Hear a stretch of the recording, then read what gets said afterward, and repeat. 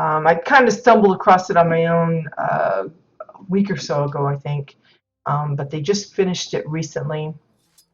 And WildStar always reminds me of Space Cowboys, so this is a fitting theme. It's a Western town.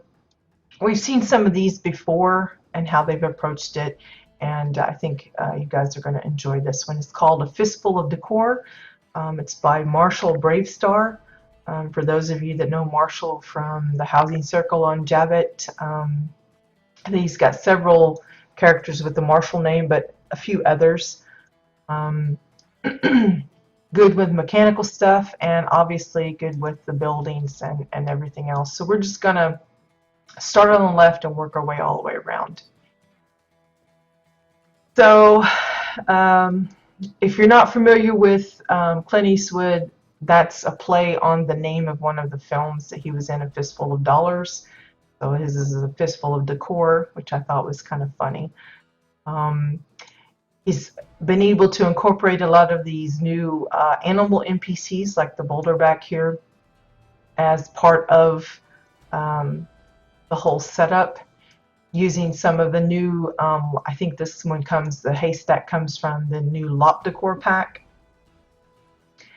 and coming up with a lot of different things like the barrels. It's something I've used in the past, and I've often suggested to people that are looking for completely wooden barrels. It's not exactly ideal because you don't have that tapered look for the ends, but it's a cheap way of getting a full-on wooden barrel, because I think the closest we have is a half wood and half metal, and it's not as easy to come by, I don't think. So using the feeding troughs as a barrel, just putting two of them together, is a quick and easy way to do that. Again, the Kurg, I think, is one of the lot things. But look at the buildings. Perfect fitting, how they did the porch. You know, got the little beams for tying on your mounts. And they even was able to label most of the buildings, if not all of them. So this one's called the Trader. It's just using pillars and a wall to kind of build up the sign. Most of this building's construction is decking pieces for like the porch area and some of the sides. Then you've got some of the hover park floors and such for the roofing, trimmed with some pillars. Make it look all nice and neat.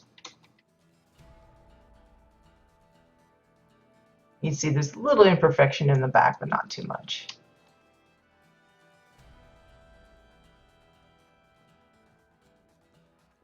So go off into to the Trader's building, and you see where it looks like they've got like some of their kills. Maybe it's for furs and other kinds of animal parts that they would trade. Notice they've got the surgeon NPC as the shopkeeper.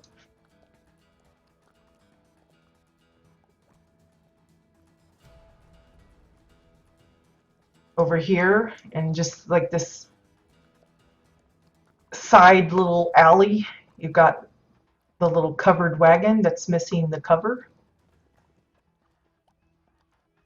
So that's decking pieces for not only the bottom but the sides. A combination of hover part pieces and the nautical wheel for the tires, for the wagon wheels. For the little hitch post thing, it's pillars, and then crates for that. For the framework of the covered part is just hanging cables.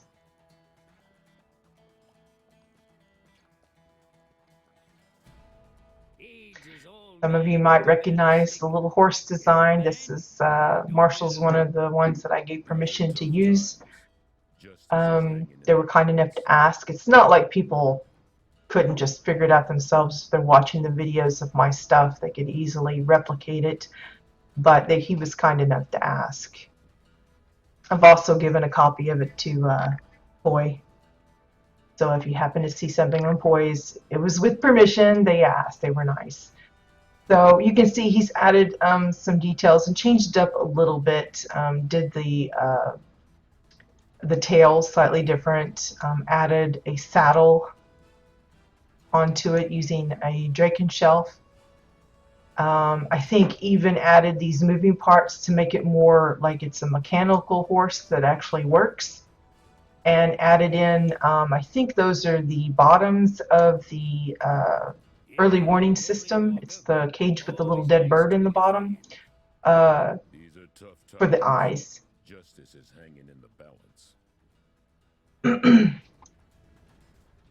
Yeah, boy, it is nice to ask. I think I've covered that before. I've come across plots and things that have elements that I'm certain are things that are from mine, like the one that kind of replicated my bakery plot onto their plot. They were so enthralled with it, they decided to basically take it almost item for item. And they didn't ask, but I wasn't upset. I was just more uh, complimented. I consider it a compliment. If someone is willing to take something you made and use it on theirs, obviously they like it enough that they wanted to have it too. And it's not like I hide how I build it. I actually show you guys. I mean, if someone wanted to take one of the videos where I build something from beginning to end, you could just follow along with all of the coordinates. I mean, you see all of the measurements and everything that I use, so it's not like you couldn't. But I figure if someone's willing to go through that much work to replicate it, go for it. You know, it's okay. But I do appreciate those that do ask. It's a courtesy kind of thing. But I think it's a compliment if someone's inspired enough to use something that I've made on their plot. And it's certainly, the horses certainly fit this particular theme, so I wasn't surprised when Marshall asked. So this one, I don't know what the M stands for. Money, maybe? I don't know. But you can see it's layered Orin floors to make the little design. And then again, the Cassian pillars for the lettering. Again, mostly hover part pieces and decking pieces for the building itself.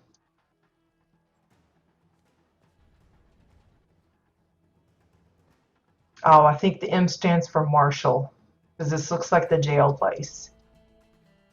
He's using the Marauder shelf for the cells.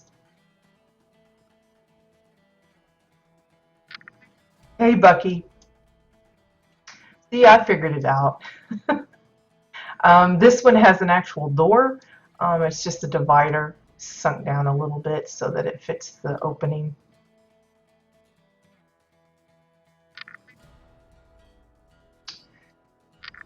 And I do believe a lot of these NPCs do talk. I have my sound off, so I can't really hear them, but you can kind of see them having a little discussion there,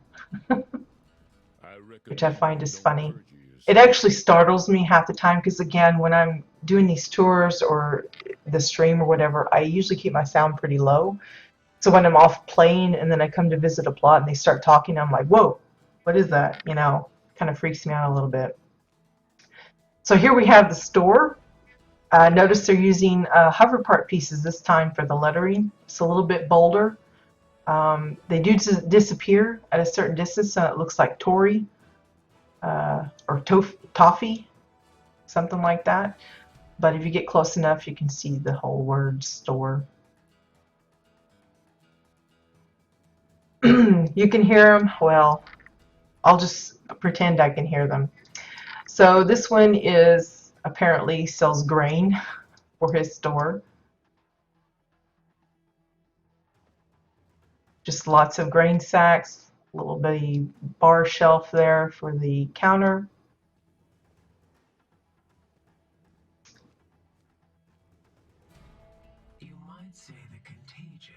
That brings us to the bank. You can see the big money sign. It looks like hover part pieces for the S, and then for the stripes it's just the pillars. Come into the bank and you've got the teller booths.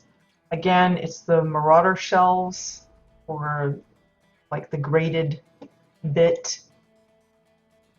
Lots of coin stacks. I think you get those from Thermok Hold in Whitevale.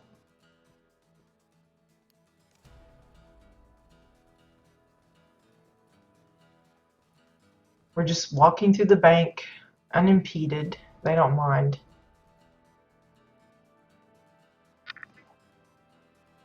Could be bean sacks. Well, yeah, I guess so. I figured it was just grain to kind of fatten up the animals, and then they eat the animals. What did you have planned up here? I do so love a good thrill. Because I think, if I remember rightly, you said that you ran out of decor for this outside area, which is not hard to imagine since there's so many pieces being used for the buildings. Oops, did I miss the stairs? Oh, there it is. Get lost in a small little building. Just leave it to me.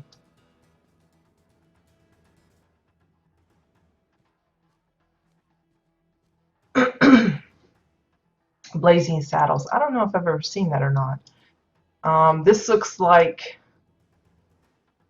what is this? Is that the gun shop or the Undertaker? I'm confused. I guess it's the weaponry shop. Listen to him. Destroy them.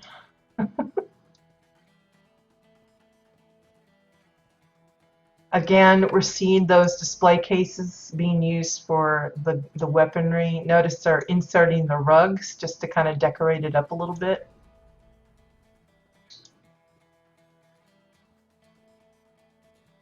That one's showing though.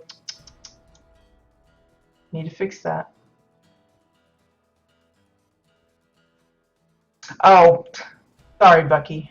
I keep getting you guys confused. Don't mind me. No, Marshall's not here. What is this one? Was it labeled? Whoops.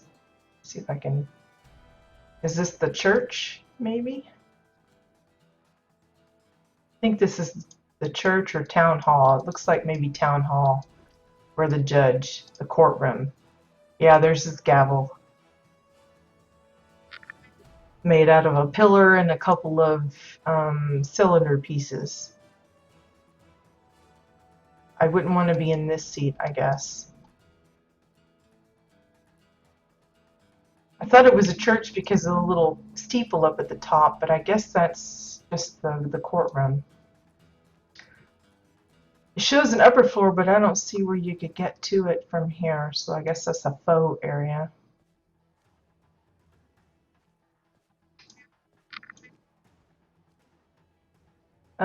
This one, I think, is a faux, like, living quarters. He's got it blocked off so you can't get to it on the inside, but you can get to the upper part. So here's a bedroom.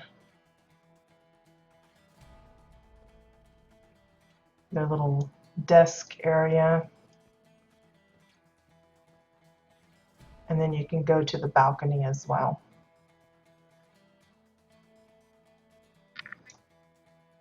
Notice a lot of the buildings are kind of the same structure, but like one is a single floor, this is a double floor.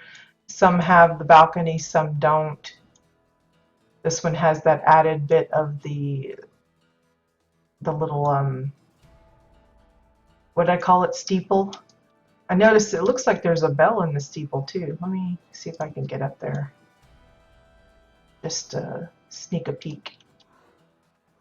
Stay in the ground with For anyone that's looking for a bell. Yeah, it looks like the stove. The bell top stove, and all you can see is the bell. So that's pretty smart.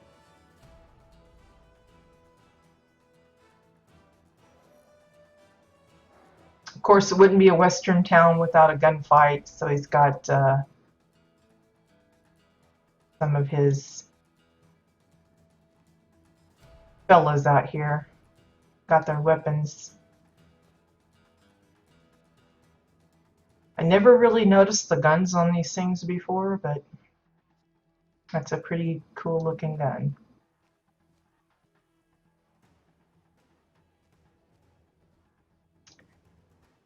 On further, we come to, okay, this has to be the church. It's got the crosses on there.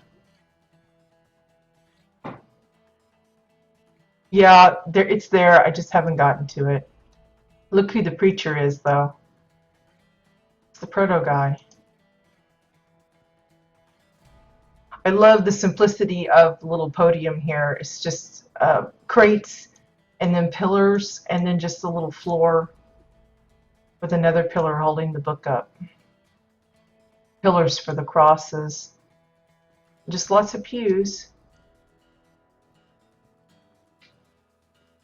It's really nicely done. It's amazing how many buildings Marshall is able to squeeze out of this place. Here's the little grave, again, using some of the pillars for the crosses, for the headstones here. Notice he snuck in some of the apparition NPCs too.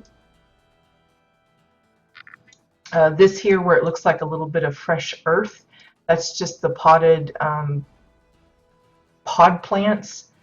It's actually the one that's got the little wooden flower pot, the flower tray, and they've sunk it down so that it looks like freshly dug dirt. Like the little mountain scene in the back. Notice they did squeeze in a few fab kits. They've got the, it looks like the Moonshiners fab kit, and then this one, I think it's the Prospectors fab kit, the one where you can do the challenge to get the gold.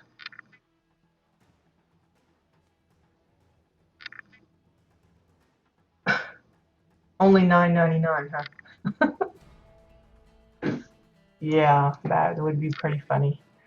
So inside the mountain, they've got this mine built. So it's the mine sign leading you into the interior of the mine, and then they've got the little bot. But if you either mouse over it or know what to look for, you'll see that this is actually a door that will allow you further into the mine. Notice they've got the pillars being used as the braces for the ceiling where they've carved out this pathway. Again, great use of the welders. I see so many people find fun ways of using the welders, and I have yet to discover one. I tried last week, I think, and I just couldn't get it to work. But they've also got the ones that looks like they're chopping away at the crystals. I forget what these things are called, some kind of protostar dilly. But again, making it look like they're mining for precious gems or something.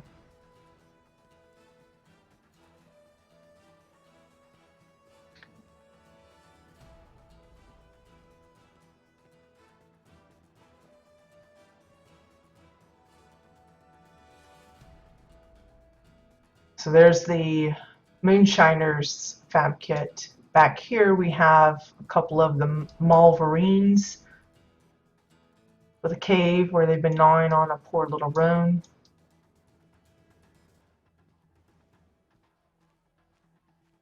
Here we have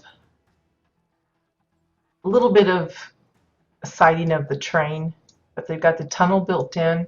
I don't know what they're using for the black part. I assume it's maybe a giant book, one of the bottoms of the pillars that we talked about. It could be any number of things, but the track itself is the edges of floors or walls for the straight part, and then the little ladder part, the little steps, is pillars. Now look at the little teepees they made. I believe they said these were the lop huts, just supersized and pushed down so that it looks like little teepees. But it's something from the lop fab kit that they used. I don't know exactly what piece because I haven't bought that particular set, but I believe that's what he said he used to make the little teepees. I thought it was pretty clever use. Obviously, they've had to fake in the doors. I think it's using a travel poster for the black of the doorway, red drape for the other bit, and then the little tarp awning. But how clever is that? Again, I have no idea what piece that is, but I'm pretty sure he said it was from the LOP kit. Because again, he's having to use all the boxes and stuff that he got from it too. Because if it was one little LOP house per decor set, then that meant he had to at least buy 3 of them to have the 3 TPs. A pretty cool thing though. Over here, getting close back to the entrance again, I believe this is the train station. Notice again, it's hover part pieces, decking pieces, pillars. Just an interesting configuration of, I don't know what pieces it is. It looks like ramps and stuff, but I don't know. This is where you buy your ticket for the train. You can actually come in, have somebody play the role of the ticket seller. It's just layered glass for the window here. A clever way of doing it. Kind of make it look like it slides open or something. The train itself, let's look at the train. The wheels are similar to the wagon wheels that we saw earlier. It's the nautical wheel surrounded by the hover part pieces to finish that off. The axles for the cars are Cassian pillars. The beds of them are exile floors. And then the railing is, of course, decking railing. And then he's just filled it with different materials. You've got like foodstuffs, crates of things, and then building materials here. The train itself is probably one of his favorite pieces because, like Bucky, Marshall's a fan of mechanical stuffs. So here we have this nice, I don't know what all goes into this train. The I don't know what you call it. Is that the cow pusher or something? Like the little crated off bit. It's mostly hover part piece. It's like this piece here, and then they've layered on the two pillars to make it more like a railing, a grid thing. This piece here, I think, is a couple of the Osun anvils.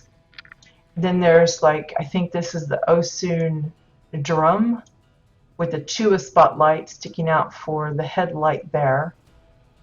You've got several mounted wall generators here. For the wheels, it's the tubes, the empty tubes, with several nautical wheels. This looks like 2 for each side to get all of the spokes just the right way. Then a cylinder, and then they have the alternating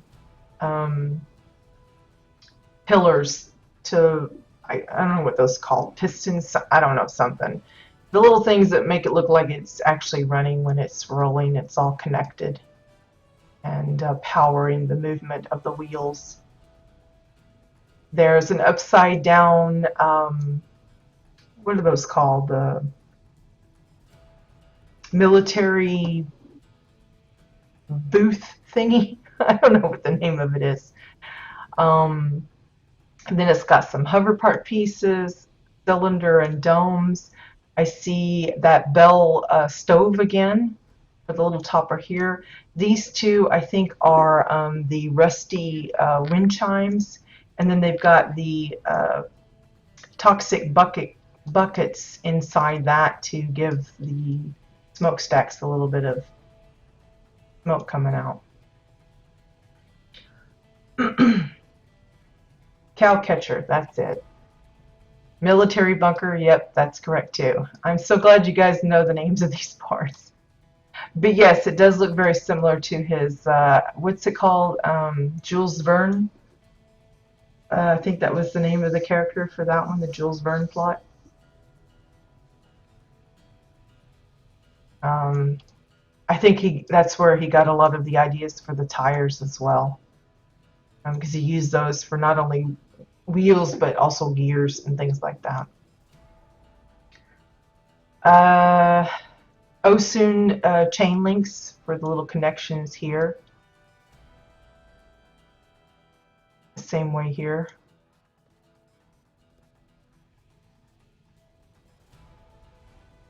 Just a lot of detail. I could never imagine putting this together. I see like engine parts, like spaceship engine parts.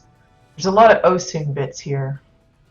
I don't know if it's just a couple of anvils or like 3 or 4 together. This one looks like one that's right side up. These look like they're upside down. I think that's that bird cage again.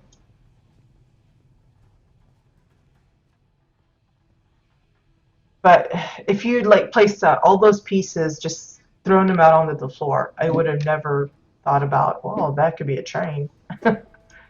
But again, I'm not very mechanically inclined, so that doesn't really come into my...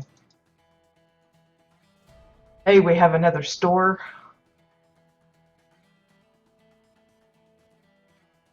This one apparently is for plants, crops, something.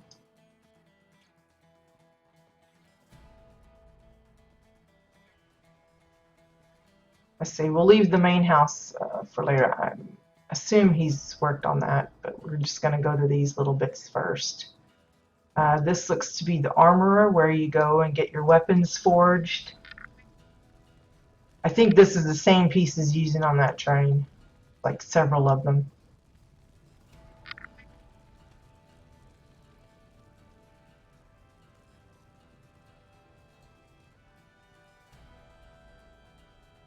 Everyone fights. No And here one again. wins.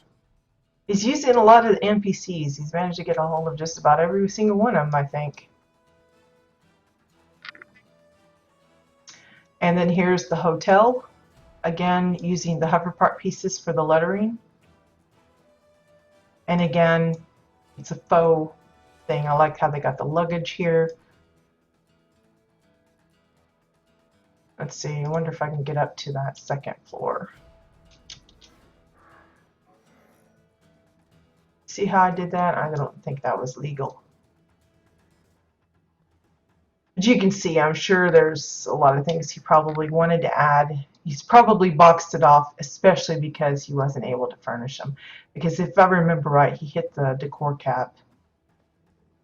But considering, I mean, look at how many buildings he's put together here. It's just crazy. Time to get your war face on. Just about everything you would expect, like Aurora said, is here, is represented. Look, there's a building up there that we didn't go to. Okay, I have to go up there now. Let's see. I don't know if there's actual distinct path up there or if I just have to jump.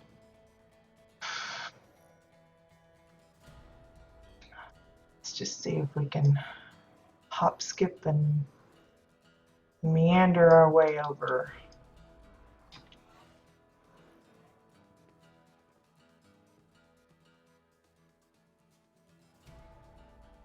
So again, this would be a good place of getting kind of an overall shot. I mean, look at all the buildings. And yeah, some of them aren't as many pieces as others, but considering you'd have to furnish each and every one of them, it's no wonder he's had to box some of them off. TVs. So this is like the hermit. He lives away from town. He's got his own little comfy little shed up here on the mountain. I wonder every time they blow up something in the mine if he feels it. I would assume so. Ugh. Took me some damage. Yeah, the hermit hut. That would be my place. I'm not big on staying in town. Smell. Okay, so as we saw the sheriff's place, there is the gallows.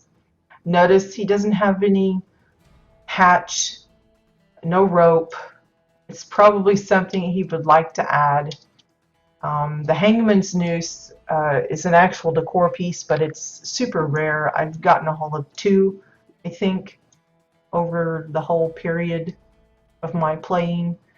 So I imagine it's not something that you can just, you'd have to kind of beg around to see if anybody's got one laying around. I don't know where they come from. I just assume it's a random drop. Notice too, this is a little floaty. There's actually some space between the pillars and the ground there. We're picking on Marshall. I'm sorry, Marshall. But we've seen other gallows. Some of them construct it where it's just one place where someone would be hung. This one looks like prepared for a double. Some actually come with like lever switches to kind of indicate that the hangman would like pop it and then the little hatch would open. Some have actually built-in hatches. Some I think I came across one where they had like an alligator, like a gar up underneath that would eat the remains or something, that kind of thing. So there's lots of different ways you can do it. So here's a covered wagon with the cover. They went with the curved walls for that. It's basically the same design as the one we saw earlier. They've just added the cover to it.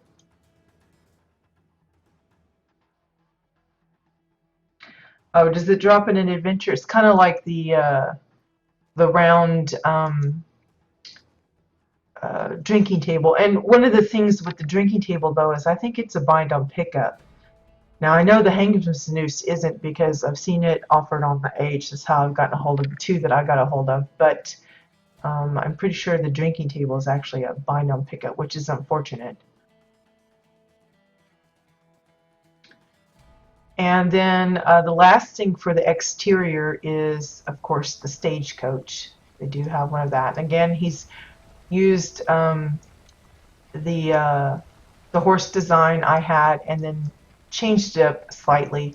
Again, added some mechanical parts, moving bits to make it look like they're actually active, moving, and even added in the animation of, I think it's the extractors. It's the ones that looks like little spiders drilling into the dirt, and he's turned them upside down so that it looks like the horses are trampling the ground and causing the ground to come up. But the stagecoach is cute. You can actually go in it, sit down if you want. The seating is Chua pillows, with benches underneath, so you can actually kind of sort of use it. I think I'm backwards in there now. Oh gosh. Using the travel mats for not only the covering back here, but for the flaps for the doors. Archways and floors for the sides and the bottoms and the top. Hover part pieces for the bench that the little lop would be sitting on. For the wheels. Notice he's got big ones and small ones here.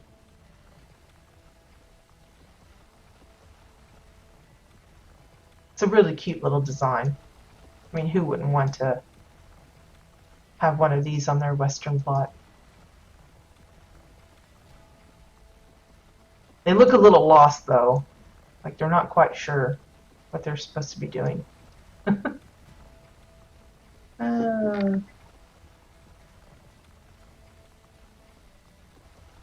Yeah, Aurora, he could. I'm sure he could. Just make them completely true faux buildings. But I suspect he's probably hanging on to the hope that someday they will up it and he could just open them up and furnish them. That kind of thing. Because, like, I think originally he had one of the, I want to say it was the boulder backs, like for this one here. I think he had one of those here. and he ended up asking if he could use the horse design for his carriage. And I know it would have been cheaper for him to use just the boulder back because that's just one item as opposed to umpteen to get all of these horses in there. But again, it's a decision on the builder as to where the detail goes and where it doesn't. So yeah, it's probably a mixture of reasoning. Maybe his plan is to box it off completely now that he's kind of sorted about what he's aiming for. So inside the main house, if we go into the interior, that brings us to the bar, pub, the tavern, the saloon, I guess would be the proper term. I don't think they had drum sets and such in the saloons back in those days, but we'll pretend that they do. I forget who was the one that was trying to make a bass. Was that Bones? I can't remember. But they'll be happy to see that Marshall come up with a way to do that using domes and hover part pieces to make the cylinder parts of the base, and then really simplified stems on those, just using pillars. The piano, I love the idea behind the piano as well. We've seen lots of pianos. In fact, I think it was it Upoi that just built one?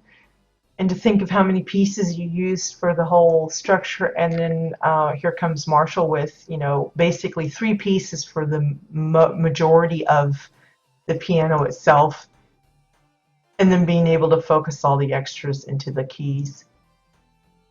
So it's like 2 bars, an exile floor for that little gap, and then using pillars for the keys. It's just a bunch of Draken pillars for the white parts and then Cassian ones for the black keys.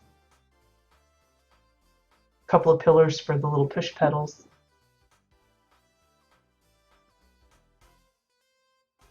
The drum set is, of course, 2 pillars and plates for the cymbal bits. Almost look like conga drums there. It's domes and cylinders, and then a plate for decoration here. This one's got, what is that, a saxophone?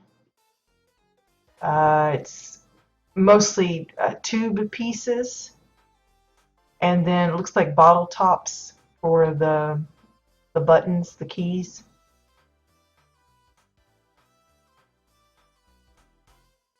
No, we haven't. It's something I have on my list.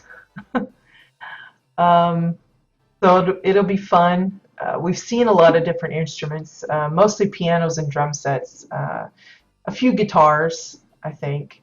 I think this is the first time I've seen a saxophone put together. But yeah, eventually I guess we'll have to do that. Again, I have a list. It's probably got about 20 themes listed, and I've just been going through them. So eventually we'll get to it. When it comes to like the seasonal stuff, you kind of have to go with some specific types of themes. So like October, it was obvious that we were going to have some kind of a spooky theme going on. And of course, November's just worked out because Green was doing their promotion for their museum, and it just kind of worked that I worked ours in with that. So eventually we'll get to that. And of course, if there's any other kind of specific themes you guys would like to see, or special restrictions you'd like us to try, don't hesitate to suggest them. I'm happy to hear you out on that.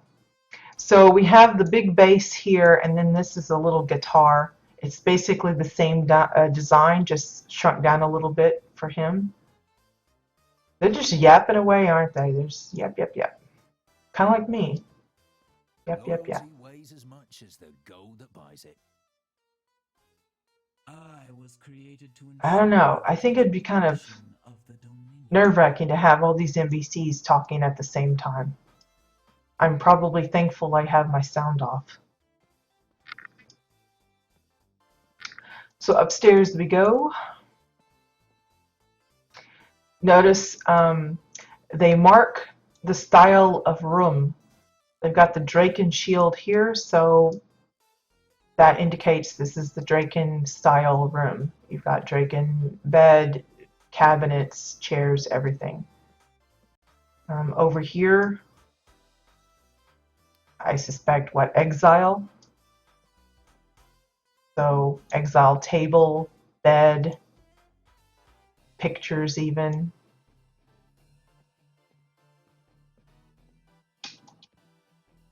Yeah, this one was a little problematic with the railing being too close to the door. There's an Orin window, so you assume this is the Orin room. So again, they stuck with a particular theme. It's one way to kind of indicate certain things, if you can kind of follow along. And then I guess the beer sign means it's Grannock. So you have the Grannock bed, this chair, and the bench. It's a cute idea. It's one way to do it. Cut the guitar in half and you got a banjo. Yep, that's true.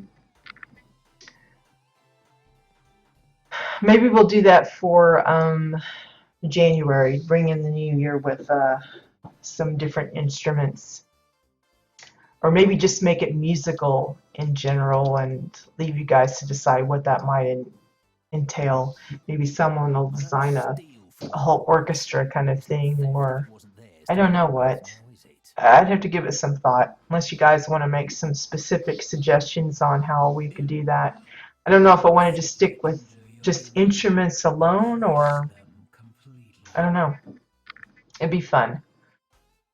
Tell you guys it can't be over 10 pieces or something like that. Really make it hard. That would be bad. Okay, so that's A Fistful of Decor by Marshall Bravestar. Awesome stuff. Again, this is a popular theme. We've seen a lot of Western style builds before. But again, same idea, different approaches. They get all sorts of different things. And this one certainly tries to squeeze in as much of the expected elements as possible. I don't think I could have pulled this off at all. So the last house for today is another recently finished plot by please don't. Oh, poor Aurora, you don't want the limits? Maybe I'll say you can only use building block decor. Only that which is listed in the building block decor section. Would that be too tough? Or only from the housing vendor. That might be a little bit better. So you can't use any of this fancy weird stuff. I don't know. Restrictions can be helpful and entertaining and fun, depending on how you use it. But yeah, I don't think we're going to do that anytime soon. That was pretty tough to work in. So again, this is Maddie's plot, Issa Irie. It's called Twilight Woods. We actually stopped by here yesterday when we were doing the CBDC tours, but I kind of bypassed walking in so that it didn't spoil it for you guys that haven't seen it yet. Looks like I'm sunk into the dirt here. It almost kind of looks like it'd fit for like a Shades Eve plot, but it's not really Shades Eve. It's just kind of uses a few of the elements, like I think the ominous sky is in use. So it has that kind of gloomy, downcast kind of feel to it. And of course, there's a lot of this dark stone. Now, if you're wondering about the stone, I'm pretty sure those are from the let me see if I can pull it up so you guys see what I'm talking about. I think it's the pillars.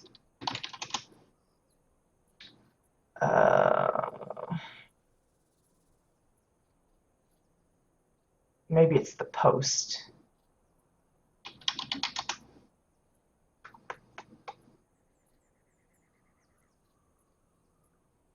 Yeah, this one here. the Draken fence post. It has this nice dark stone. I think that's what's being used primarily here. It's just upside down and really oversized. It's something I had tried using in the past, and I never got around to finishing the idea behind it. So it's really nice to see that it got used here. You can see that there is a mailbox inset into the stone. I think it's the exile version. And then just the stones again being used for the ramp. I think it's a gray stone that's covering the teleport pad itself. Hey Siskwi, good morning. Glad you could join us. But they've encased this whole area with those posts.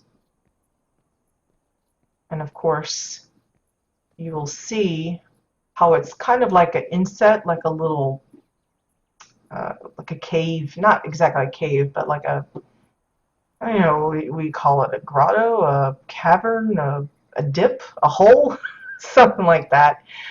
But they're using the Insta hills, the ProStar Insta hills, all the way around the edges, so you get this nice lumpy, bumpy landscaping.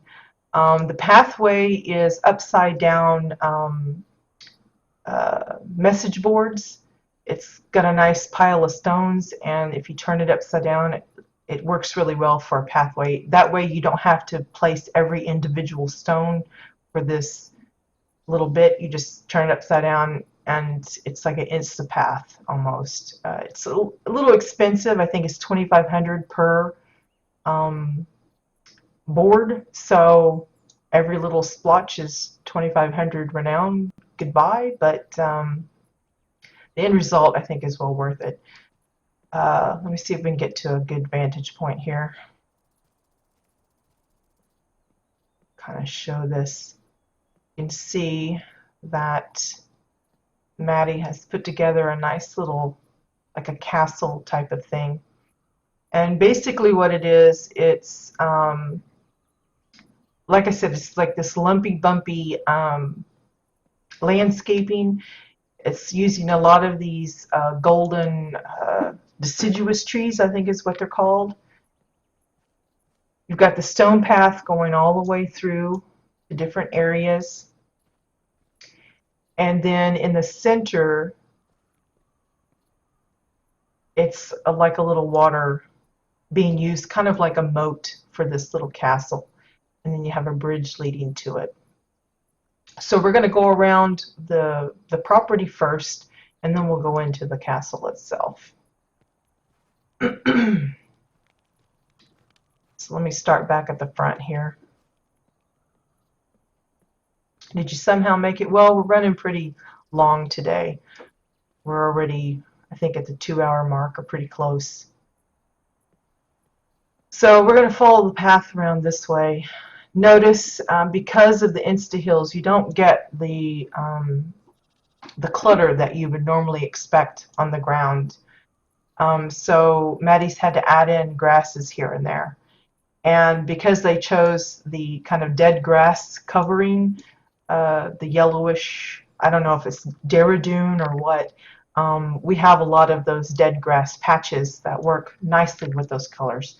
It's not the same for if you use like the Celestion ground cover and you have that nice, lush, deep green. We don't have a lot of grasses that go with that, so that's a little bit more problematic. But this one, it's got a lot of variety, like the cattail bunches and things like that. But you can see they've built up a little bit of a mountain kind of scene here. Again, I think it's still the bottoms of those posts, the Draken posts, using some of the new smoke particle effects. I don't know if, I think it's almost reminiscent of like clouds that have gathered up into the high altitudes of the mountains, but it could be representative of steam coming off of the waterfall, although I think I would expect that more at the bottom. So to me, I think they're supposed to represent like clouds or higher elevation.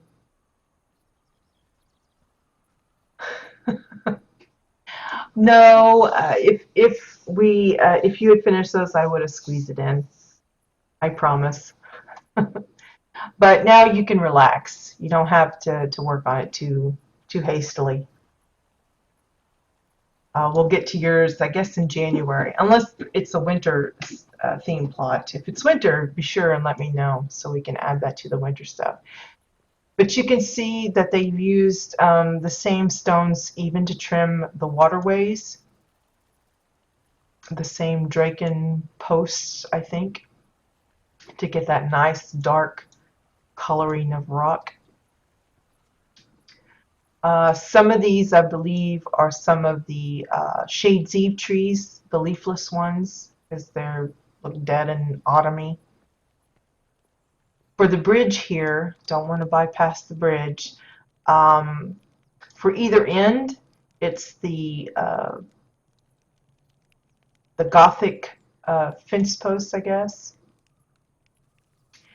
And then I want to say it's the same post being used for the entire bridge railings as well. That's what it looks like to me. It could be something else, but I think it's that. Just so count how many pieces each side is, and that tells you that's a lot. For the bottom or the walkway itself, it looks to be the sandstone rocks. Again, because of the sky, the lighting, it does change the color of some things a little bit. So it might be the gray stones, but I suspect it's the sand ones just because of the markings on them. But it could be either or.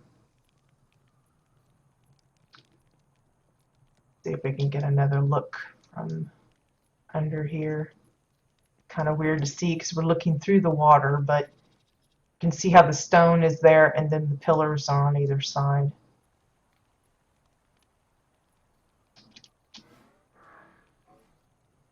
Notice it's the old waterfalls being used, not the new ones. They're more simple, I think, and slightly easier to work with. I've heard a lot of builders complain about the new ones. We wanted the new ones so badly, and then when we get them, I think we discovered, oof, they're a little tough to work with because of how they're arranged, especially for those that already had falls already built in. They'd have to redo it completely just to suit in the new ones. Which particle effect is the smoke? I suspect it's, well, let me see here. Let's see if we can just look it up.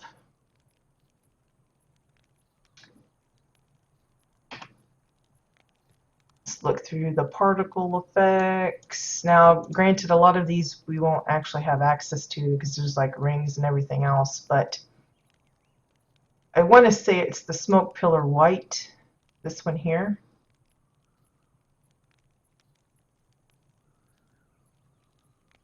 Yeah, I'm pretty sure that's the one. So it's the pillar. And I think they've just got it turned so that it's sideways.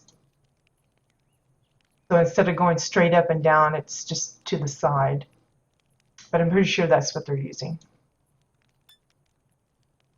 So it should, you should be able to get that from the cash shop. The smoke, I think they got a pack for flames and a pack for smoke, and that should be one of them. So if we continue on the path, we'll see, again, they got some of the corrupted trees and things. It's a good place to use those, the skull trees from Shades Eve, because it fits in with an autumn themed plot because it has no leaves and stuff. But here we come to the graveyard. And again, some of them look like freshly dug graves. Those are pulled off by using the grain sacks. 2x4s for some of the crosses. This part here, I'm honestly not sure what they're using. It's the bottom of something. I don't know if it's a what do you call it? I don't know if it's like one of the crypts or what, but they're using it for each of these here. I'm trying to recognize it by the design on it, but I don't recognize it, so I'm not sure what that is. Now this part here, the pathway, to me looks like maybe the Galeras stone wall, and it's just one of the edges sunk down so that you don't see the wall itself. It's just the edge of it. And then of course being able to use all the different headstones.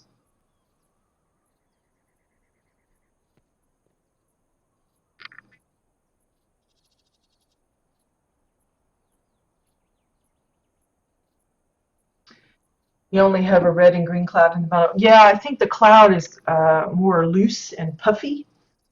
But the smokestack, I think the smoke streams or whatever, it's kind of, you can just position it either way you want. So it works really well. Now, it's not the same for like, say, like the toxic barrels and stuff. I think no matter how you turn those, the smoke always goes up. But for the like the particle effects itself, it's like the fire track. You can place it horizontally, and it will. I think the flames will come out the side rather than being straight up. I think it just depends on the item, but the particle effect itself, I think, works that way. It's like the ones that have the firework effects. You can have them turn this way and that. Same way with like the rainbow. I think you can turn it sideways and stuff and still have it work like it's supposed to, so that maybe you only see the sparkles rather than the rainbow itself, that kind of thing.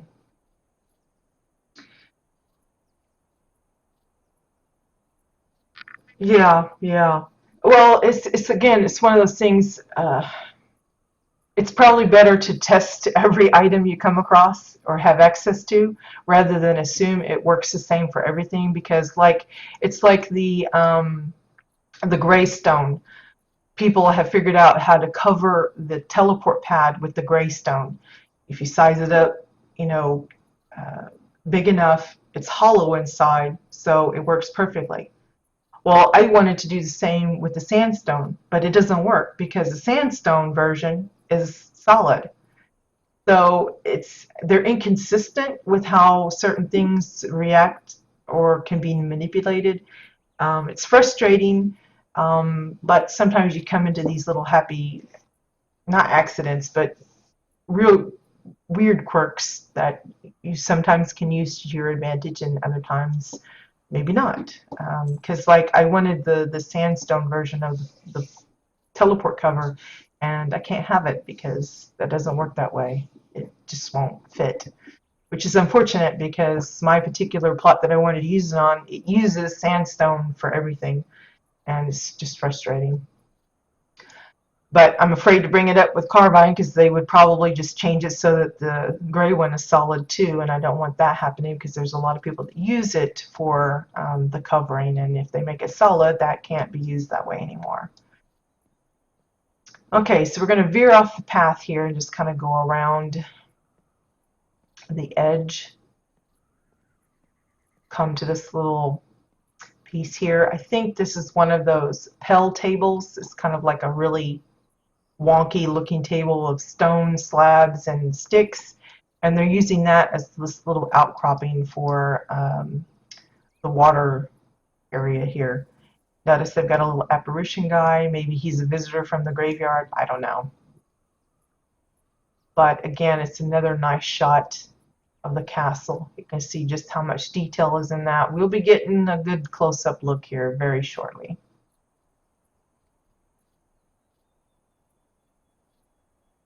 Well, I used the exact same sandstone because there's the stepping stone one and then the other one, and it doesn't work.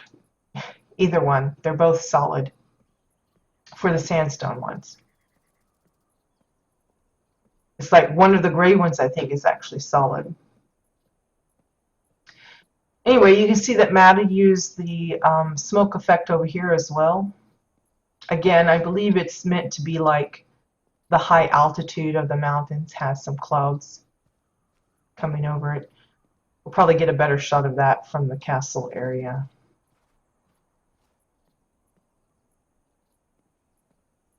There's a good picture of the the castle from this side with a nice ominous sky lit up.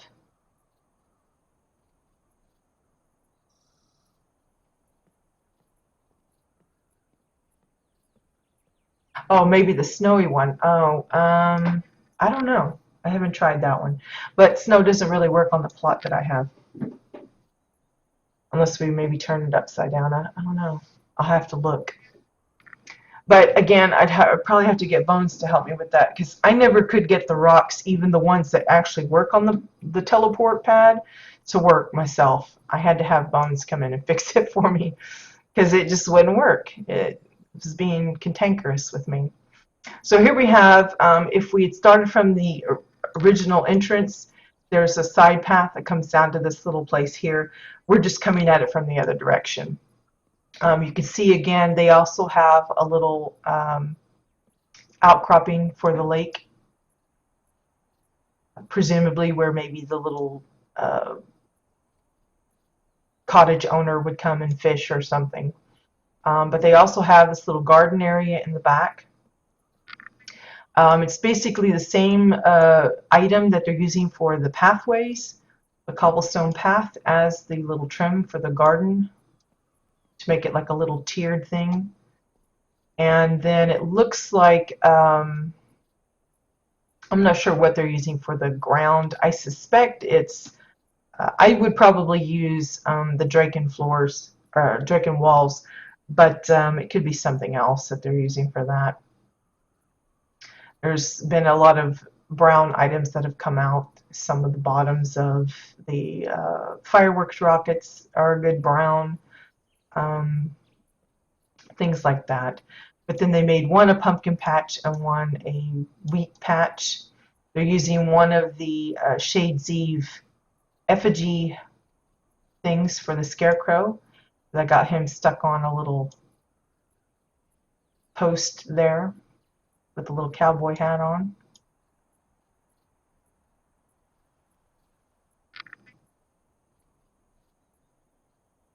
You always ask her. Well, I don't know why it doesn't work for me. Because there's that whole thread in the forums about covering the teleport pad, and they even give you the set codes and stuff.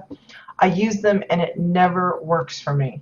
I don't know what it is. It just doesn't like me. And so I always get Bones to come and fix it for me.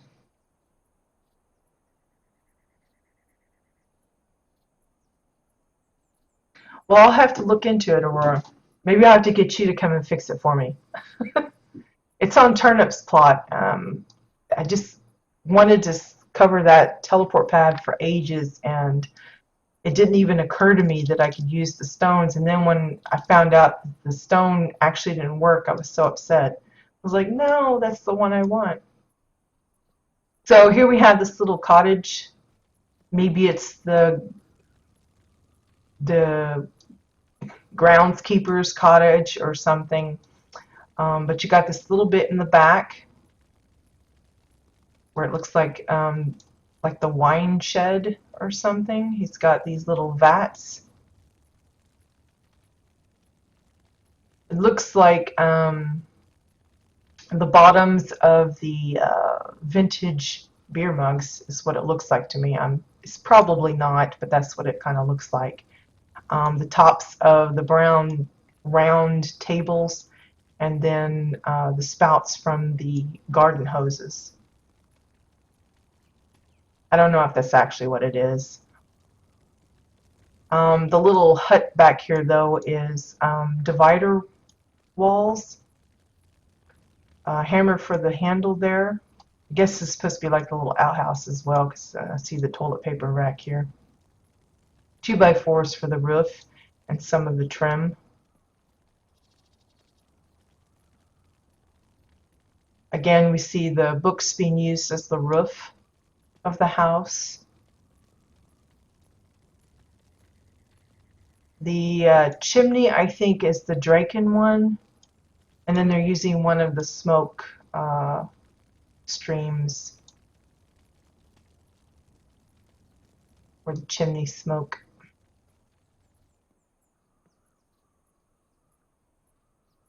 For the trim on the bottom, for like the, what do you call it, the foundation of the house, those look to be the backs of the Taurine head statues.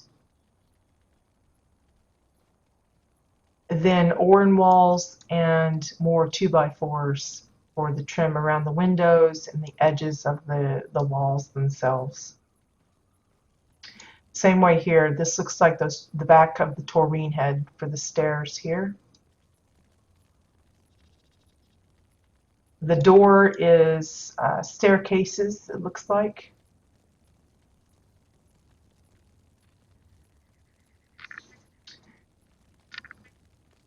And then, of course, the interior is all divided up with 2x4s for a nice little wall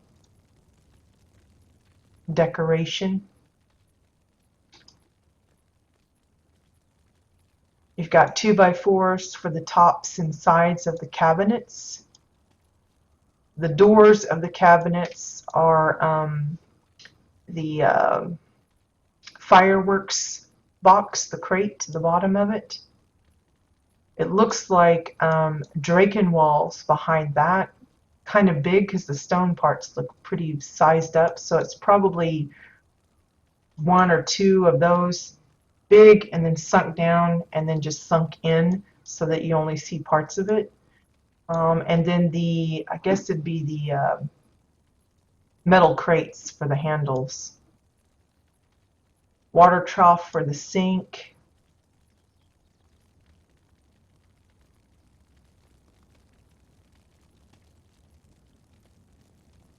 Fireplace looks like it's using a lot of the sandstone or gray stones, one of the two. It's really hard to tell in the lighting.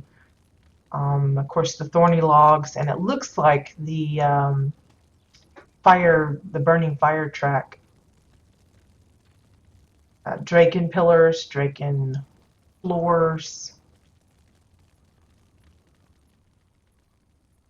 For the cabinet, again, it looks to be a couple of those empty trophy cabinets, and then it looks like maybe a double, and you just see the back of it so that it's solid doors. And then it looks like the bottom of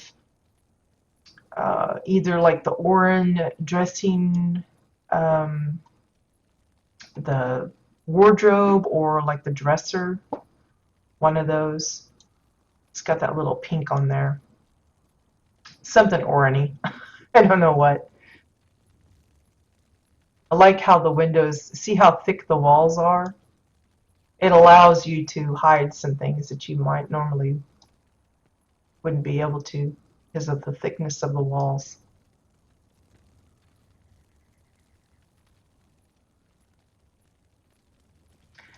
This also adds to the coziness of the building. It looks bigger when you go out, and when you come in it's a little bit more narrow than you'd expect. That's part of it, is because of the cushioning, the thickness of the walls. Again, like I said, that allows you to hide things that normally you wouldn't be able to. If they were just a single floor thick, you would have so much stuff sticking out. Notice that they decorated the trellises with the hanging fruit, make it look like grapevines. Just added little details like that really goes a long way.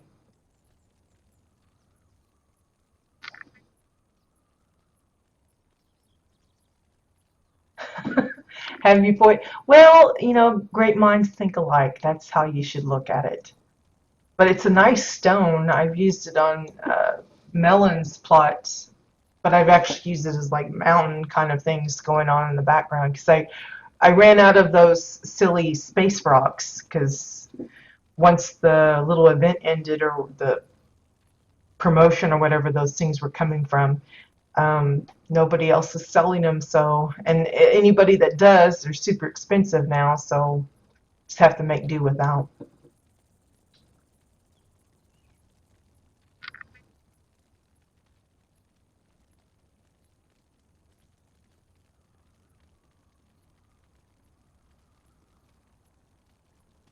I think you should also take a walk around the lake.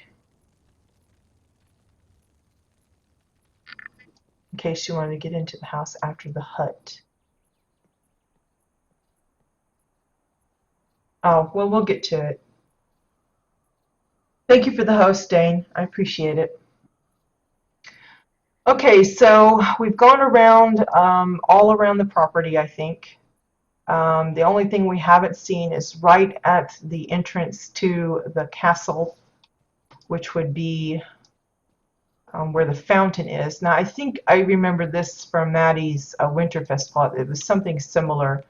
They had this little little area where they had the fountain built in. And again, it's the gray stones, and then it looks like trimmed with, I don't know if it's just a couple of Galeris walls or what, but it's that dark stone, but it's a little off. I think it's the Galeris ones. It's a nice way of trimming it. Looks really neat. And then hiding any imperfections that there might be with the brambles. Again, these brambles here are the tops of those skull trees from Shades Eve. It's the same ones we saw in the graveyard outside. What did I miss? Oh, was it this one here? The little statue?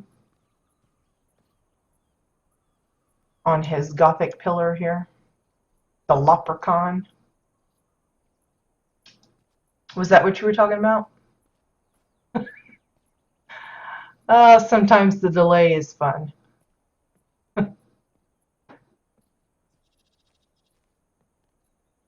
Now, the water itself, I believe, is just an oversized, what do you call it? Oversized exotic silver chalice, I think is what it is.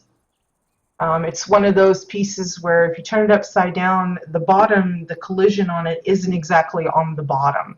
It's slightly under the bottom. So if you turn the glass upside down and enlarge it, it makes it look like you're wading in the water. So this is actually pretty big because usually when folks use it, it's smaller, so the water only comes up to maybe my knees or the waist, but this one's like pretty much over my eye level. So it's probably as big as the plot is.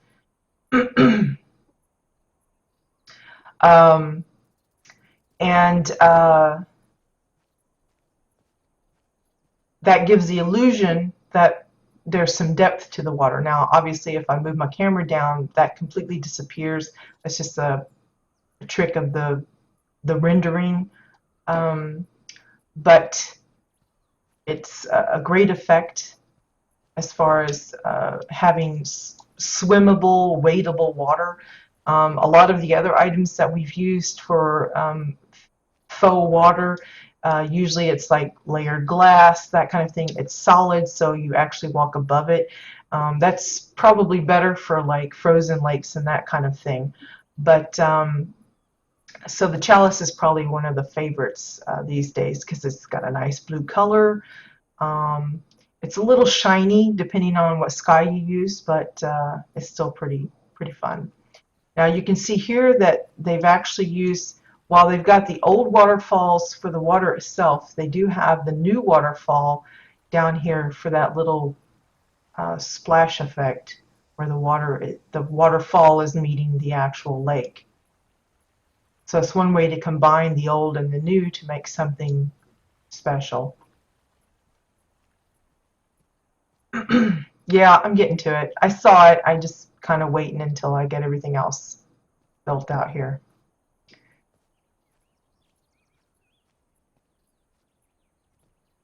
We come over here, come across Mr. Boney. This is one of those new NPCs from, I guess, Shades Eve, the skeletal Yurok gnawing on a poor little, what do you call that, elder horn or something. Again, I think it's using the same stones that's being used elsewhere. Again, notice this part here is upside down snowy hill. You can tell by the white puffs coming up off the ground. and then it blends into the Insta hills on either side. Again, that's a really fun way of adding in different elevations and making them look seamless, other than, you know, the puffs coming up.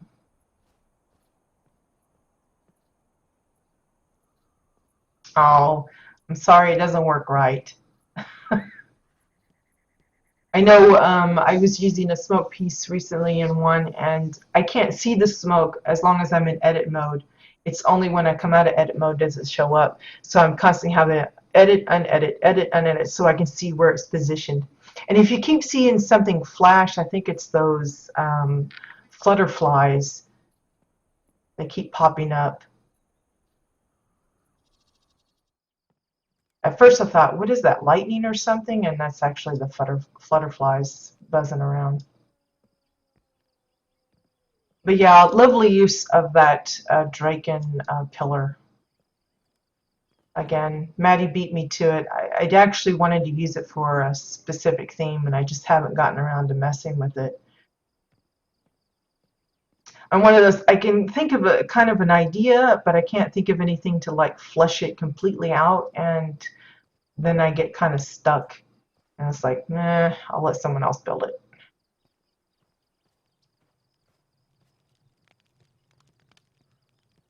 Okay, so the bridge to the castle, and here's a little bit better close-up view. Great shot of the sky behind it. It's basically the same idea as the little bridge we saw before, but kind of, sort of not. It's mostly the stone, but if you look, and we'll probably see it better in other places on the castle, but it's the alcoves being used to trim it. You can kind of see the blue bits poking out here and there, but it's actually the alcove lining it up along the edge of that. Let me just hop over so we can kind of get a good shot. There you go. It almost looks like there's like the glowy shrooms growing underneath the bridge because of how it's lined up, but it's the gray stone and then the alcoves trimming it. Now I have to go back up the hill again.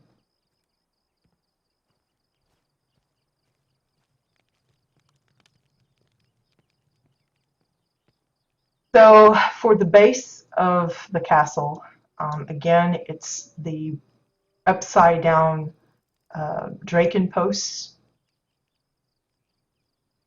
Little bits of, you know, greenery and dead grasses add a little bit of life to the bits that are exposed to the sun when it's out. You can see they're using a lot of Draken pieces, like this little mounted head. They got the lanterns from the Draken bits, and a lot of the Draken floors as the walls. You'll see there's a lot of the Gothic pillars being used, a lot of the Gothic fencing, same way that they're using here. This is all the Gothic version. And then for the little towers, I think it's the ornate posts. I think it's the ones that you can get from the vendor there in Thade. It's right next to like the judgment center, where they get like somebody's done something wrong and they get fined or something.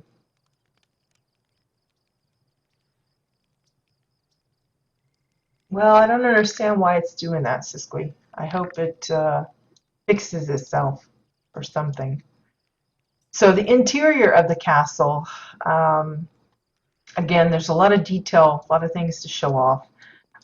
Even the flooring, how that's been situated. There's hover park pieces, Draken floors, and more hover park pieces, just so that it's not a solid, same kind of pattern.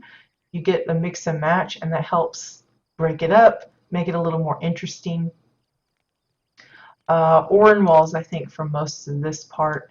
Notice how they did this little display. It's just the top and bottom. There's no glass, just some spotlights thrown in. but it looks nice and clean. Over here is like a dining table, using kind of a Draken theme. You got the posts or lamp posts or whatever from Shades Eve going on behind there for the decoration. I think these are the taurine torches for the little sconces in the wall. The seating itself is those empty trophy cabinets set in and down, and then filled up with Chua pillows for the cushions.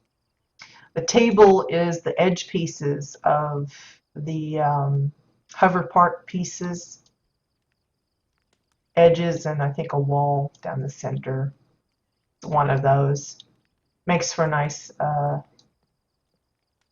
oval shaped table. And of course the table runner is made out of rugs. Now there is a pathway that goes down, and this is where we came in for yesterday's tour. If you go all the way down, that leads you to the bunker house, and they've just covered it up. You can see it's all hover part pieces for the staircase, cylinders for the centerpiece that the stairs would line up on, hover part pieces for the arched doorway, and I think it's one of the crypts, pet crypt or something, that's covering the top of the hatch house. So we've actually traveled down inside the base of the castle where all the dark stone is.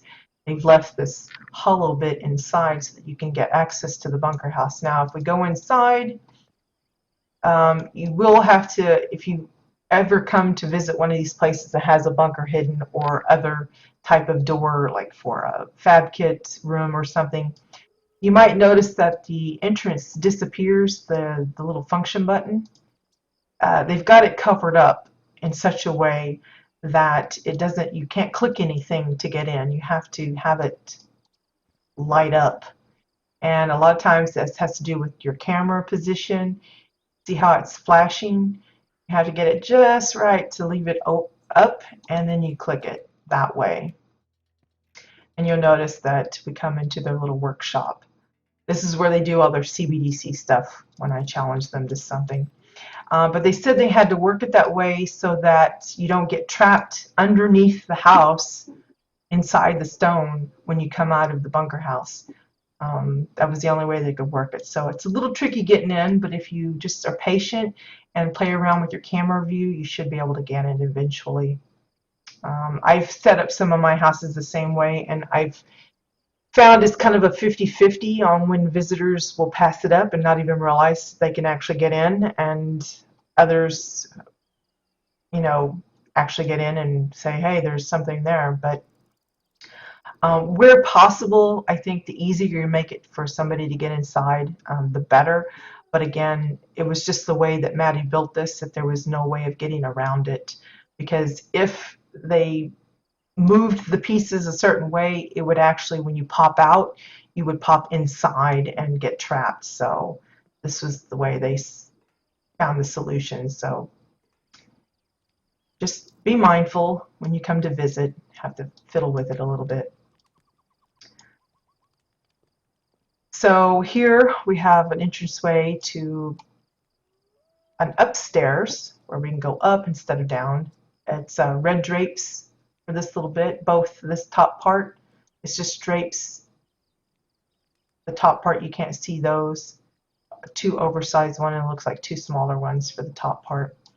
A little bit of storage here, and then the repeat of the hover park staircase. And of course it goes up again, but we're going to stop off into this section here. This is the bedroom of the castle. So you see the bookcases in the corner. Again, it's the filled bookcases, and lots of people find ways to cover up the bookcase itself, just showing the books. Some box it in with 2x4s, I've seen some use the hover part pieces. This one is using pillars, the Oran style pillars. The windows, of course, are arched up nicely with the hover part pieces.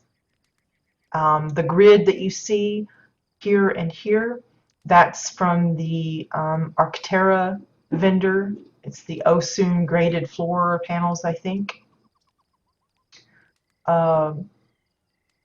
Gothic pillars for this little bit of decoration here. Draken pillars for the trim on the little door. Glass panels for the glass doors with the handles being the Draken shields, which look like pillows to me. Here's a great shot of that smoky hill out there. Oop, see it? There you go. You can see the graveyard from here. Of course, if we zoom out, we can see a little sneak peek of the above area. And here's where I was saying this is those pillars. I think it's the, let me call that up, show you what I'm talking about.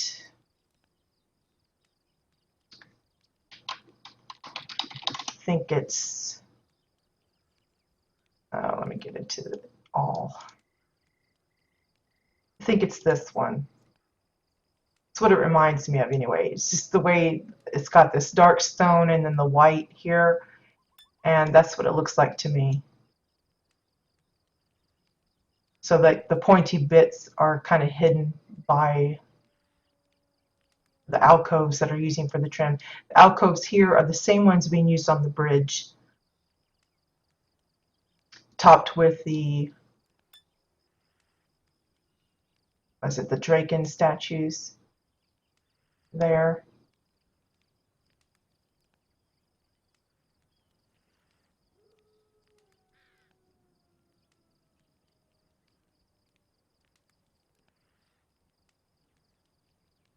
For the little balcony, it looks like ornate the Gothic pillars for the supports, and then it looks like I want to say those tops of the Galeras walls again, and just multiples of them, like 3 of them pushed in. Since the floor is thick enough, it can hide a lot of bits, so I think that's what's going on. Of course, we have the living room furniture here, which I thought was super clever, using the windows. The Oran windows, you've got both the pink ones being used as the table, because the pink ones have the green border of wood. And then the couches and chairs are using the orange ones, I believe. It has the darker wood.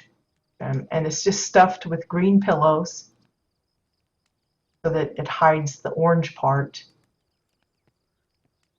And then the tables themselves is using a dome. So you see 2 windows here, smaller one for the base, and then the dome, and it's just kind of encased in there. Super simple, but you know, you don't see other people coming up with the idea. It's like, wow, why didn't I think of that? Clever use of the pillows and the windows. Over here we have a little desk. If you're wondering about this wood, that's the back of the tree portraits. You can't hardly see it, but they're there. It's the back of the hanging tree. It's a really nice, interesting wood pattern. And these particular dressers blend right in. It's a nice, similar color. They've just boxed it in so you don't see the tops or sides, so you just see the drawers.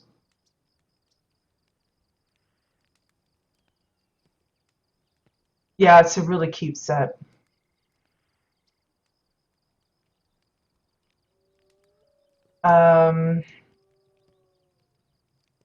Here we have the, I guess it's the tub, the bathtub. Again, it's hover part pieces, a dome for the tub itself, and then because it's a castle and it's kind of like in that theme, you don't have, like, I guess, running pipes. Maybe they just supply it with hot water from the bucket, heat it up at the fireplace, and move on, I guess.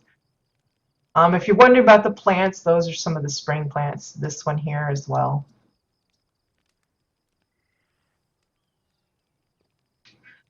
The fireplace is Gothic pillars. Again, those were available during Shades Eve directly on the housing vendor. So if you were smart, you stocked up on those with all of your, I think I bought like, I don't know, 40 or 50 per character, just so that they were all in the crate. What I'm going to use them for, I have no idea, but clearly Maddie had a lot of ideas for buildings and fireplace construction.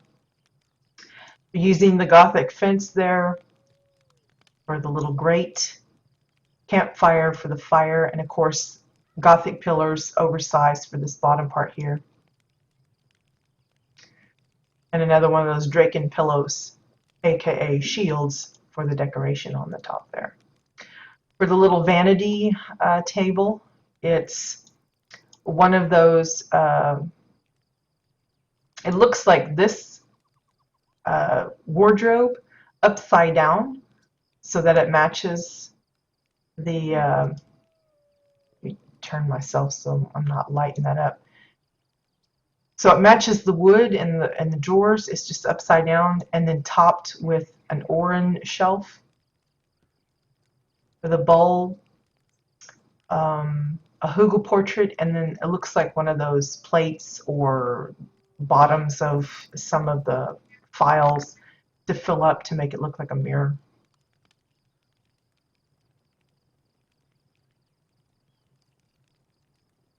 The pink Oran window matches the green pillow. Yeah, it does. It's pretty much the same color. I like the contrast between the dark brown wood and the green, but you could probably put the green in the green if you want, full green, if you want to go all green. But yeah, it's pretty close color. I think this might be slightly darker, because if you inset the pillow inside the pink window, you're going to see mostly the lighter green show up, I think. I see Aurora's already thinking of ideas. And then you got the really fancy bed using the green pillows again to kind of match the furniture at the other side. The leaf windows for the bed edges, it's two of them sandwiched together to make the solid block.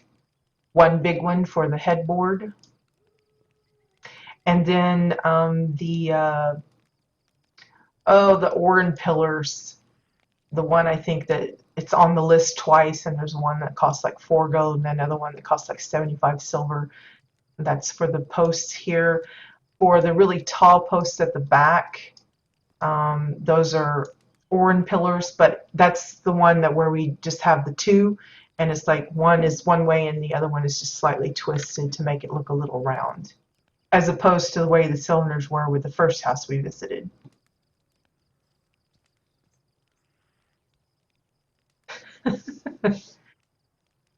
Well, we just don't have too many green things. For this, the sheets, I suspect those are towels. This one being the folded end of the towel, just kind of insert, so you just see the folded part. And then this one being one laying down. And it's probably the striped towel, because I think it's more white than the lop one. The lop one's a little bit more orange. I think it would show up darker here than even this one does. But I could be mistaken. See, this is the striped towel. I think it's this part here that you're seeing here. And then just it laying flat for the bottom of the mattress there. The sheet covered mattress. I suspect that's what it is. I can't say for sure because obviously I don't have access to the decor bits, but I like how the room is divided up. It's open, but it's clearly, you know you're in the living room space here and the bedroom space here. but it leaves it nice and open. Notice how when we were coming up to this level, the curtains were red. For the next level, the curtains are white. Helpful for those of us that might get lost. So up the stairs we go.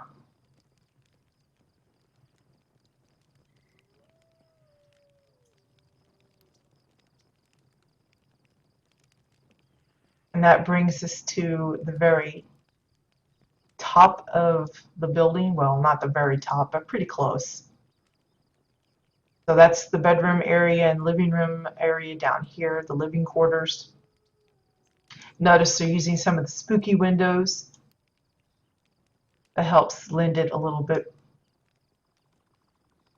of a creepy feel. I think they did the same with the windows on the side. I'm having a hard time getting my camera to cooperate.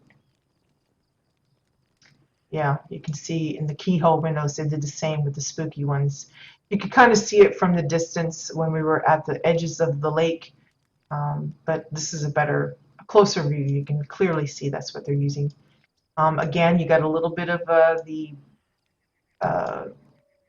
apparition NPCs. And of course here you have a caged Malvarine. He's got some bone piles and things in there. Gothic fence for his little caged area. And again, it's using the same archway windows as down below. Again, it matches the architecture. It's good to keep that consistent. Okay, now I'm going to kind of cheat and see if I can get up higher. Here's a good shot of those alcoves. It's the same thing used on the bridge to get to the castle. There we go. We made it to the tippy top. So you can see the little tower bit here. I think those are metal planks.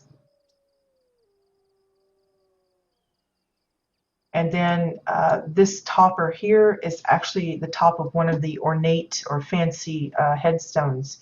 And they're just using that as the topper for the roof there. But I think all of these are those posts or pillars or whatever you want to call them. Again, the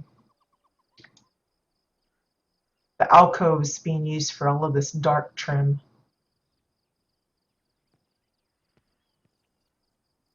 Talk about an amazing view. You got the mountains over here, the graveyard, mountains over there, the little cottage with the garden, little cave over there, and of course the entrance is over here. But notice how the Protostar Insta-Hills, they kind of stretch beyond the boundaries of the plot. And even though the coloring kind of changes a little bit, it almost looks natural, like it was, you know, farmland or something. Yes, the trees kind of stop and everything, but it still looks pretty good. Of course, if you're looking to take some screenshots, obviously you just turn off your UI, take some nice shots from way up.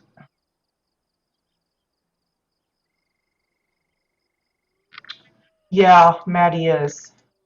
I can name several, including some that are watching right now, that are fantastic builders.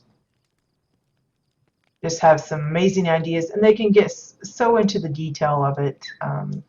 Like I said, it's one of the troubles I have. I have good ideas, but I can only go so far with it. I start running out of ideas. Like the build I'm working on right now, in secret. I've gotten pretty far. I've maxed out the outside. I'm working on the interior right now, and it's just being a problem. Like I'm trying to add as much detail as I can. My goal is actually to try and max out the interior. I don't think I'm going to get that far, but I'm going to try and get as close as possible. So that is Twilight Woods by Maddie, aka Issa Irie. It sounds like a Scottish name or something, or was it Irish, Scottish, one of those. But just an amazing build. As are all of the houses that we visited today. They're all great. Again, don't feel intimidated if you see something like this and then you look at yours and you feel like it's subpar in comparison. Please don't. There's great things to take away from all levels of builders. And a lot of this, has come from months and months, and if not years, of practice with working with the tools. I know for a lot of beginner builders, um, it it's a little intimidating to come into housing for the first time and see the controls. Um, Even for those of us that use CATIA, even CATIA's add-on is really intimidating for a lot of players to actually use for the first time, because it's not like there's an instruction manual that comes with it. So a lot of it you just learn from practice, experimenting, and thinking outside the box. When you see a particular item, uh, flip it upside down, roll it, uh, change the size of it. Think about, if I just showed just this one part, will that look different than if I use the whole thing? Because a plate isn't just a plate in WildStar. It can be so many other things, and that's true for every single piece of decor we have. Um, like I said, the pathway here, for example, that I said is the messenger board. It actually looks like, let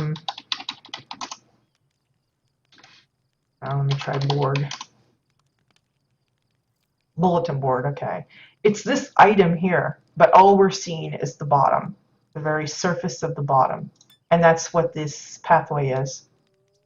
And for a lot of beginner builders, that doesn't even come into their mind that they can do that.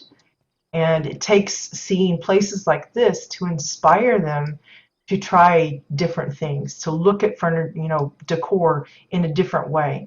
And so it's all level of builders, whether you feel like you're good at it or not.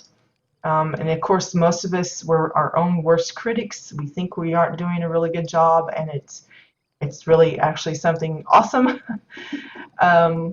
But don't feel discouraged.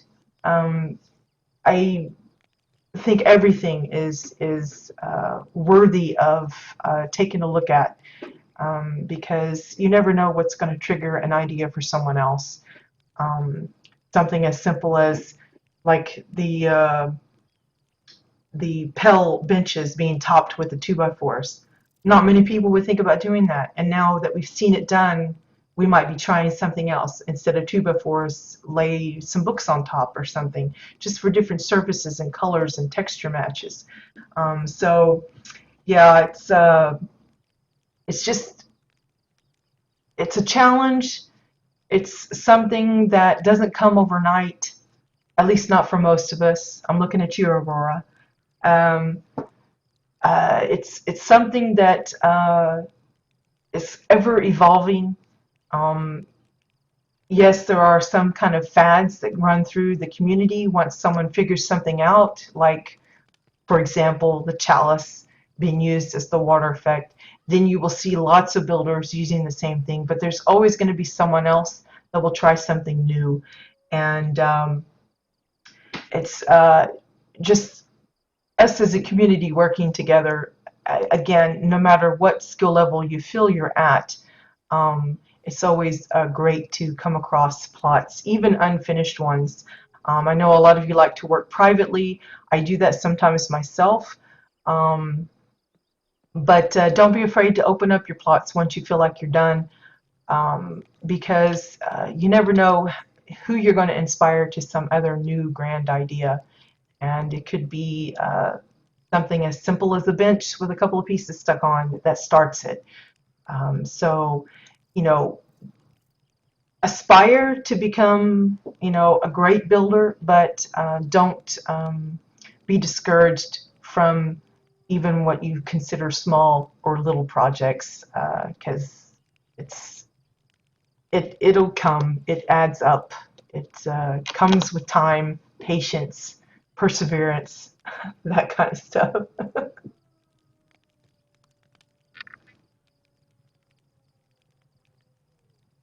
Yes, the Flush-O-Matic, it does have its bonuses. I'm not a big fan of that particular item, but I've seen a lot of people use it in clever ways, and the little glowing part of it is one a good example.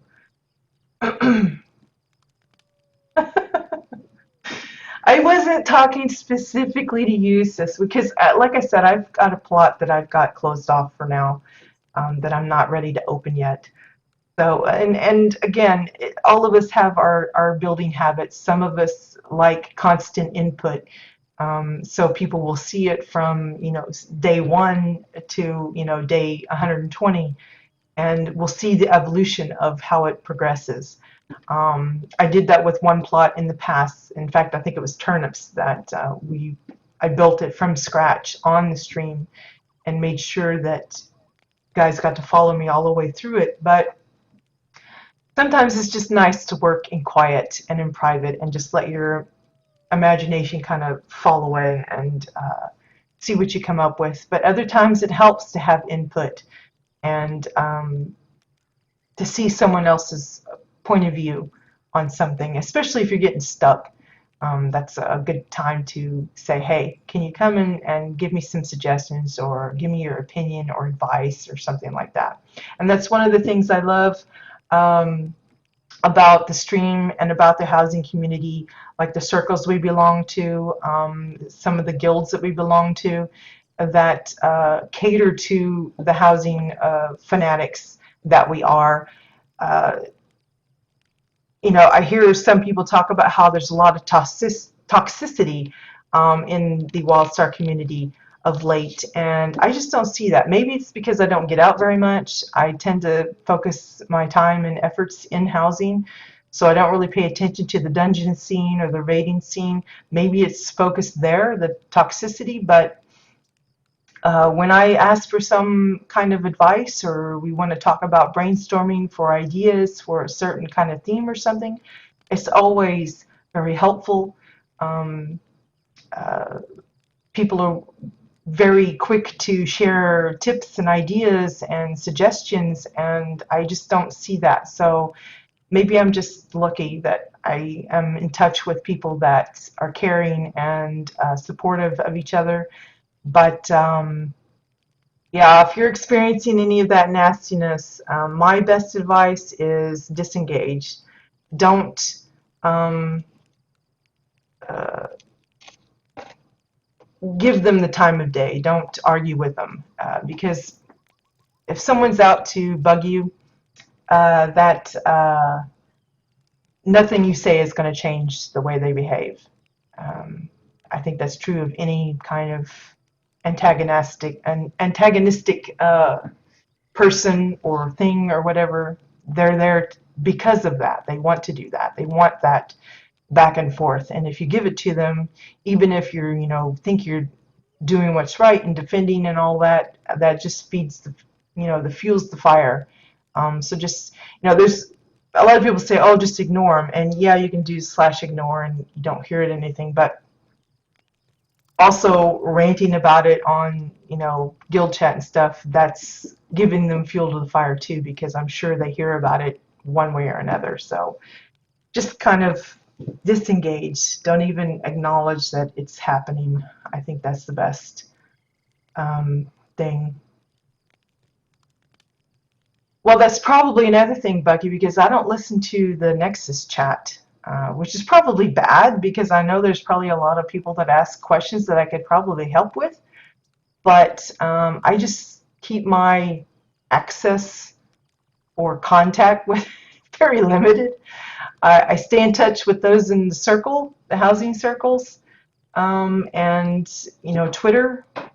And it's even like on my Twitter account, you won't see me posting about too many personal things. I keep it mostly housing. I restrict it, and I very rarely acknowledge things that don't have to do with housing. I usually only retweet housing related stuff, and maybe that's kind of unsociable of me, but that I think that's my preferred method. You kind of limit it, and that kind of keeps a lot of that negativity out. It's less likely to get in when you do it like that, when you filter it a little bit better. Okay, so that's it for today, guys. I hope you enjoyed these homes. I certainly enjoyed coming across them and checking them out up close and in better detail than just kind of wandering around and going, ooh, ah. Um, and we certainly want to thank the builders for opening their plots to the public so that we can come and visit. I know there are some plots that are private or neighbor only for specific reasons of keeping out things that, certain elements that they don't want in them. But I think it takes a lot of, not pride, it's not like they're wanting to show off what they've done, but I like that they are willing to share it with others. Even if you don't feel like your plot is up to this level of skill, I appreciate that you leave them open, or at least open them when you feel like it's done so that we can come visit, because like I said, every theme of plot, every piece that you put down, it gives ideas to others. And we just wouldn't have a show without people having places that we can visit. So I hope that folks continue to contribute new and awesome builds such as these and others, and that everyone continues to be inspired by them. Again, this will probably be the last regular house tour stream that we will be doing. Starting next week, we will be focusing on winter plots. I have about 15 or so listed, I think, so far, and I'm starting to more regularly visit and look for additional ones. I'm also taking a look at older ones to see if they're still around and which ones we might can revisit this year. And we're just going to be focusing on winter plots for the whole month of December. Now, if it happens that, say, with the new release of winter type decor, like hopefully the gingerbread house pieces come out, and that in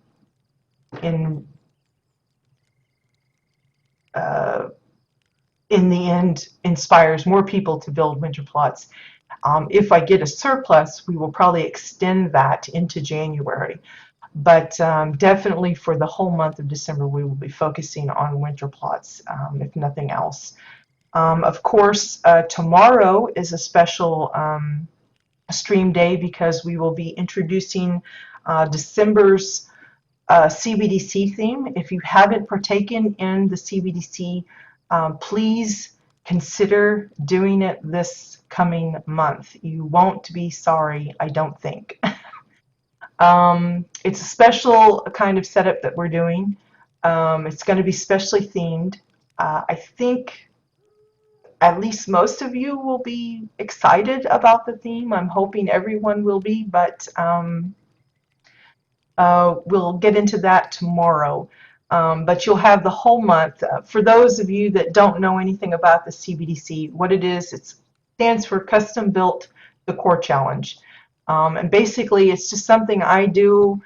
I've been doing for a long time now, off and on for different groups, and just within the last, I don't know how long we've been doing it on the stream, I want to say 5-6 months maybe, that it's a challenge I issue to builders of all of WildStar. It doesn't matter faction or region. Little projects for you guys to build on the side just for fun. It's not normally for any prizes or pats on the back or anything like that. We do a showcase at the end of the month for everybody's projects. And again, it's just kind of to get you out of your comfort zones. It's designed to kind of stretch your limits, sort of, to get you out of your building funk. I know a lot of builders get into like builder's block, and they need something to kind of get them out of it. and doing these little challenges on the side sometimes helps spur them into new ideas or just gets them off of the thing that they've been working on for months. It just distracts them just enough where then they can go back to their other project with fresher eyes. But yeah, it's one of those things that has been received really well. Yes, we kind of have the same group of folks participating, but every now and then we get some extras. I think the biggest amount we've had is like 15 or 16 folks at once participating, and I think that was the modular house challenge that we did. That one seemed to go over really, really well. Maybe we'll do another one of those sometime, but the idea is the theme changes every month. Sometimes there's special rules involved, like this last month, you were limited to how many pieces you could use. Usually it's just theme focused, like we've done, what have we done? I can't even think about some of the past ones. We did Pokemon one time. Fairy tales, another, just anything related to the particular theme was allowed. So, like I said, if it's something you think you might want to give a try, it's a good way to get started into housing. You know, it doesn't have to be a full plot thing. It could just be a small little project. It'd be a good way to kind of break the ice, get your feet wet kind of thing. So, but this month, I think you guys will really be happy that you participated. But we'll get into that tomorrow in further detail. So be sure and drop by. If you can't drop by tomorrow, be sure and check out the archived video later. And of course, I will be posting the CBDC thread in the forums as well. So somehow, some way, you will get the info that you need. And of course, anytime you have questions about a particular challenge, feel free to drop by, drop a note, whatever you want. And of course, if you're having trouble with a challenge, I'm always happy to help throw out ideas. We do that usually through the month because while I've asked you to do a particular challenge, I'm usually doing it right alongside you. So I'm always happy to throw out ideas. Maybe it's something I don't feel I can pull off, but maybe someone else can, and I'll just say, well, maybe someone can do this or this or this. And we just like to brainstorm and stuff. And of course, besides the CBDC and besides the house tours for next month, we will be doing a kind of my own personal challenge. I'm going to be doing an Advent style kind of thing. Last year I built them all ahead of time and just displayed them each day. And this year we're going to build something new every day, but have it related to Winterfest. So again, that might help you with the challenge, or it might not, or it might spur some ideas for your own winter plot that you might be working on. So if you're looking for some wintry, Winterfesty type ideas, be sure and drop in for those. So yeah, thanks again everyone for joining me. Thank you again for the follows, the tweets, the retweets, and of course the hosting, and definitely the company that you guys share with in the chat that's being very active right now. But yeah, I hope you had fun. I hope it gave you some ideas for some things that you can try for yourself, for your own plot, and look forward to seeing future builds from you guys. So until then, have a great day, and I'll see you later. Bye-bye.